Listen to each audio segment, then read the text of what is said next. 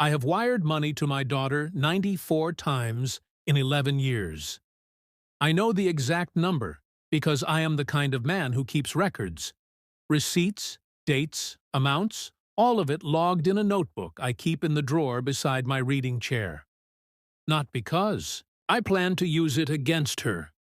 Because I am 74 years old, and I was an accountant for 38 years, and neat records are simply how I understand the world.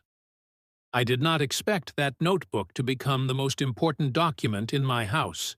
But then, I did not expect a lot of things. Welcome to Confession Vault.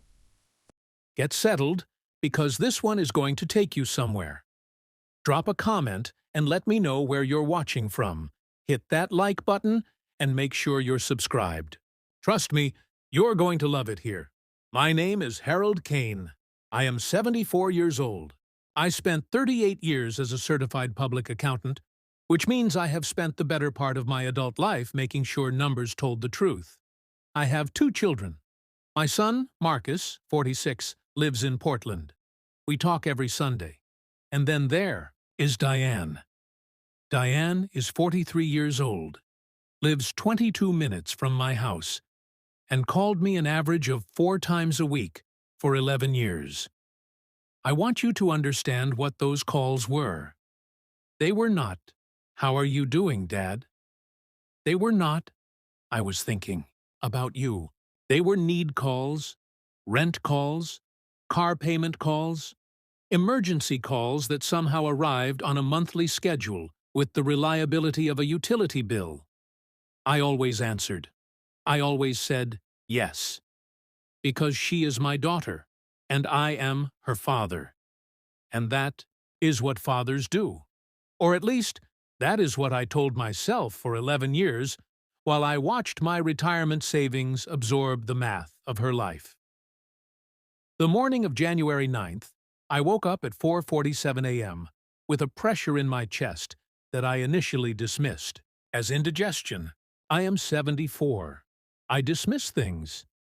It is a habit of aging that doctors will tell you is dangerous, and that men of my generation practice anyway. By 5:15, the pressure had become something with weight to it, something that sat on my sternum like a fist that wouldn't open.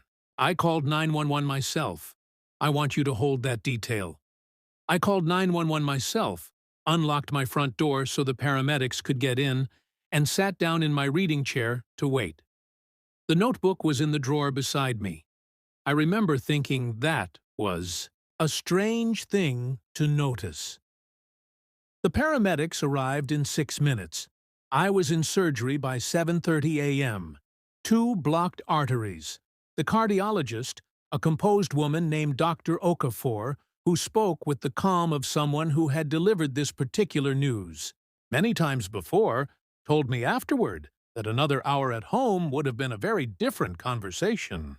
I stayed in the ICU for 4 days, then a step-down unit for 3 more, 7 days total.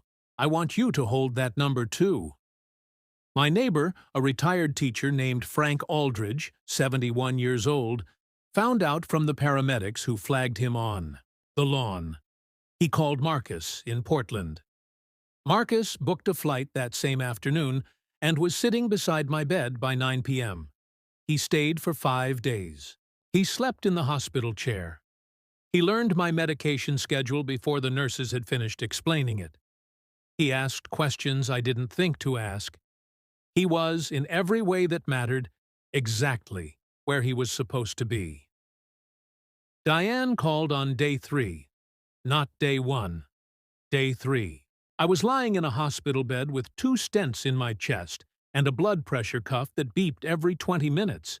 And she called on day 3. I answered because I am her father, and I answer. She asked how I was feeling. I said I had been better. She said that was scary, Dad, and I agreed that it was.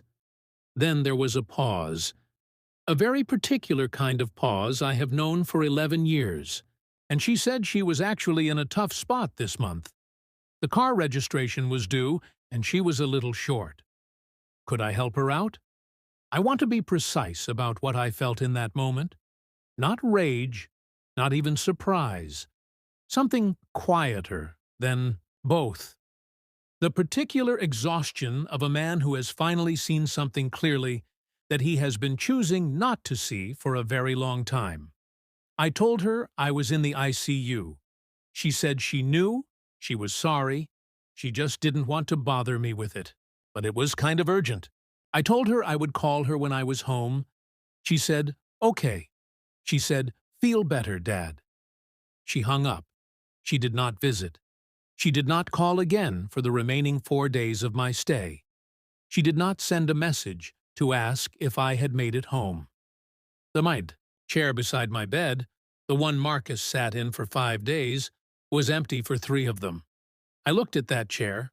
I memorized it the way you memorize something that is teaching you something you didn't sign up to learn. Marcus drove me home on day 7. He stocked my refrigerator. He filled my prescriptions. He set alarms on my phone for my medications and labeled them in large print because he said the hospital font was absurd. He stayed 2 more days, slept on my couch, made eggs every morning, and only left when Dr. Okafor's office confirmed my follow-up was scheduled and a home health aide was arranged. He hugged me at the door for a long time. He said, "Call me for anything, Dad. I mean, anything." I told him I knew. I meant it. The house was very quiet after he left. Not the peaceful quiet of a man who enjoys his own company, which I do, but the other quiet. The kind that has a shape to it. I sat in my reading chair. I opened the drawer. I looked at the notebook. 94. Transfers in 11 years. I sat with that number for a while. Then I picked up my phone and called Raymond Holt, my attorney of 19 years. Raymond is a careful man, methodical. He does not offer opinions unless you ask for them, which is exactly the quality you want in an attorney and rarely find. I asked for an appointment. He said Thursday. I said Thursday was fine. If you have been listening for a while, do us one quick favor. Subscribe. A lot of people watch without ever doing it. But it costs you nothing, and it means everything to us. Hit that like button while you're at it and drop your thoughts in the comments. I want to tell you something about the week between my discharge and that Thursday appointment. Diane called twice. Both times, need calls. A different urgency each time, same architecture. I answered both times. I said I was still recovering and would be in touch. She said she understood. She did not ask about my recovery. She did not ask what the doctors had said. She asked about the money, and when I said not, yet she said, "Okay," and the call ended. I logged both calls in the notebook. Not because I plan to use them, because I am 74 years old, and neat records are simply how I understand the world. Raymond's office was warm on Thursday morning, the kind of warm that old buildings hold in winter. Radiator heat, slightly too much of it. He listened without interrupting while I told him what I needed. When I finished, he was quiet for a moment. Then he said, "Harold, are you certain?" I told him I had been certain since day 3 of my hospital stay. He said he would prepare the documents. I thanked him, put on my coat, and drove home carefully. The way you drive when your chest has recently reminded you it is not indestructible. What came next happened slowly, the way right decisions usually do. My will, which had previously divided my estate equally between Marcus and Diane, was rewritten. The house, the investment accounts, 38 years of careful, patient, unglamorous financial discipline. Marcus, a specific bequest to Frank. Aldridge, my neighbor who flagged the paramedics, because a man who pays attention at 5 a.m. in January deserves to be remembered in the document that remembers what mattered. And a donation to the cardiac care unit at St. Vincent's, earmarked for patient comfort.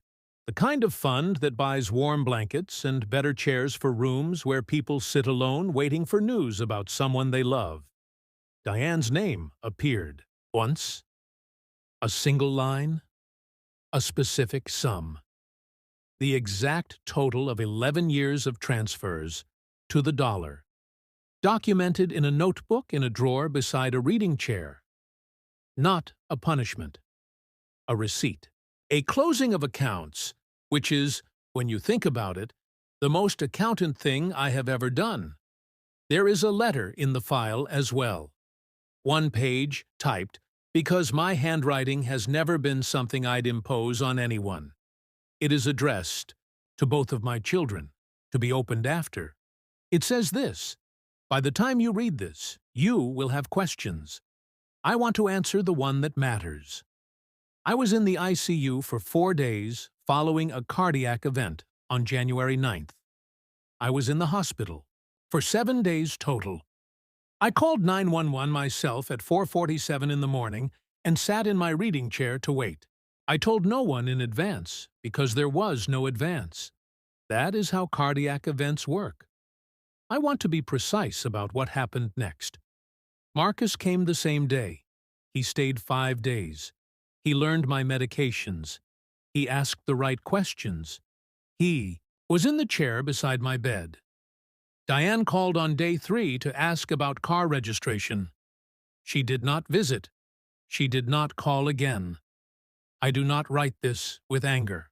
I write it because I spent 38 years making sure numbers told the truth. And these are the numbers. I love both of my children. That part is not in question, and never was. What is in question, and what this document answers, is something different. In accounting, we call it an accurate ledger. Harold Kane. It is a Tuesday morning now, late March, and I am sitting in my reading chair with coffee and the particular contentment of a man who has his affairs exactly where he wants them. The notebook is in the drawer. Raymond has the file. Outside, the neighborhood is doing what neighborhoods do in March, arguing with itself about whether winter is finished. A cardinal landed on the porch railing for a moment this morning, regarded me with the frank indifference of a creature that owes no one a visit, and left. Diane called yesterday.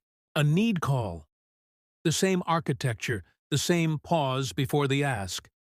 I listened to the whole thing. Then I said, "Diane, I love you." And I told her I hoped she found her way to a more stable place. I told her I was not able to help right now. I told her I would talk to her soon. She was quiet for a moment. Then she said, "Okay, Dad." She hung up. I sat with that for a while.